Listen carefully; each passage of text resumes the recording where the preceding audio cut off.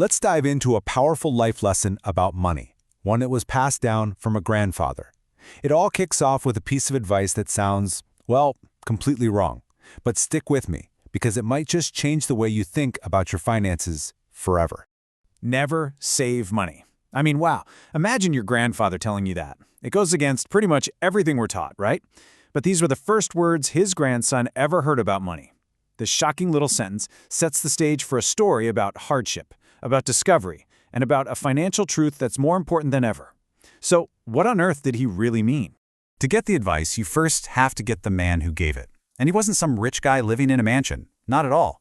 He was a dreamer. Someone who spent most of his life just assuming that wealth was something that would, just sort of happen to him one day. You could find him under a tree, pretty much every day, just dreaming up these grand plans. He'd say things like, "One day I'm going to open a shop," or "One day I'll buy cows and become rich." But, one day is always in the future, isn't it? He only dreamed. He never actually did anything. And while he was dreaming, his family was really struggling. A life full of dreams eventually runs headfirst into a very harsh reality. For the grandfather, that crash was absolutely heartbreaking. And it all started with a simple, innocent question from his grandson. One night, his little grandson, who was so thin and hungry, came up to him and asked him, really quietly, "Grandpa, do we have any bread?" It's the kind of question that just shatters any illusion you might have. The grandmother went and opened the cupboard, and it was totally bare. No bread, no rice, just nothing. And in that moment, the grandfather felt this deep, sharp pain. He finally understood. Dreams alone don't put food on the table. That night, something had to change. So he decided to act.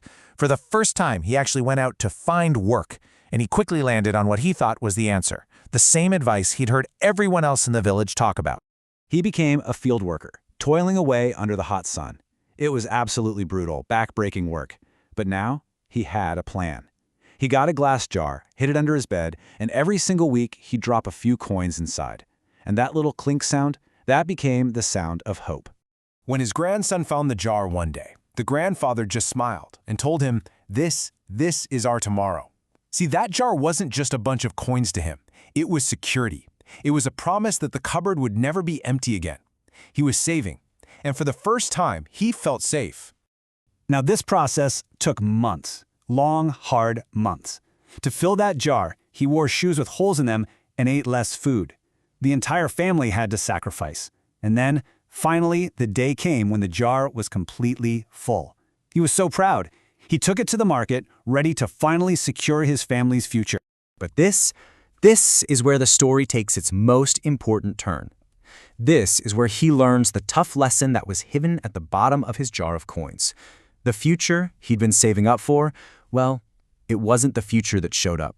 He walked right up to the shopkeeper, put all of his hard-earned money on the counter, and said with pride, "I want 3 sacks of corn." He'd done the math. He'd planned for this exact moment. This was supposed to be his big reward. The shopkeeper counted the money, kind of shook his head, and told him that his money could only buy 1.5 sacks of corn. Half. Can you imagine? All that work, all that sacrifice, just cut in half. The grandfather was in total shock. The shopkeeper's explanation was as simple as it was brutal. Prices went up. While the grandfather's money was sitting quietly in a jar under his bed, the world outside that jar kept moving. The cost of everything else went up, and the value of his money, well, it went down. What he experienced is something we call devaluation, or more commonly, inflation. You can think of his money like a block of ice on a hot day. Even though he wasn't spending it, it was still melting away, just losing its power bit by bit.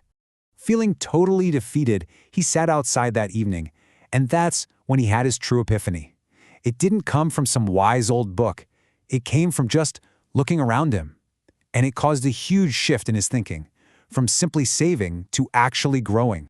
He saw his neighbors, one carrying eggs from their coop, another with fresh milk, and they looked peaceful. They weren't worried like he was. And it clicked.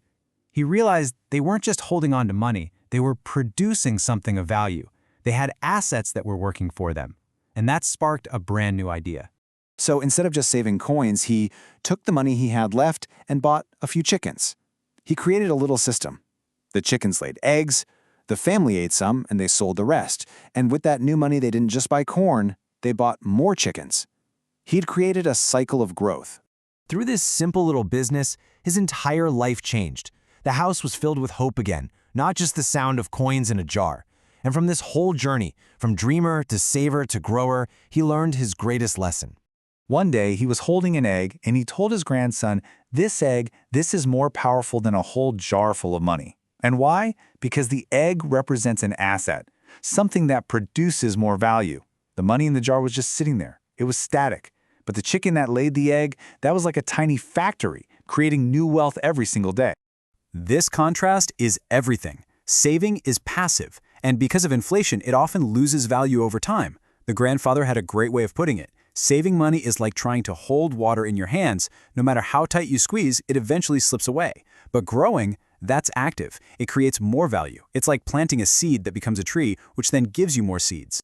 And that brings us all the way back to that shocking advice at the beginning. Never save money. Wasn't a command to go out and be reckless, it was a plea to be smart. The real lesson was this: don't just save money. Your #1 goal should be to make your money grow. So the story leaves us all with a pretty critical question. Your chicken could be an investment, a new skill, a small business, really anything that produces value for you. So take a look at your own life. What isn't just a coin sitting in a jar, but is actually laying eggs for your future? What is your chicken?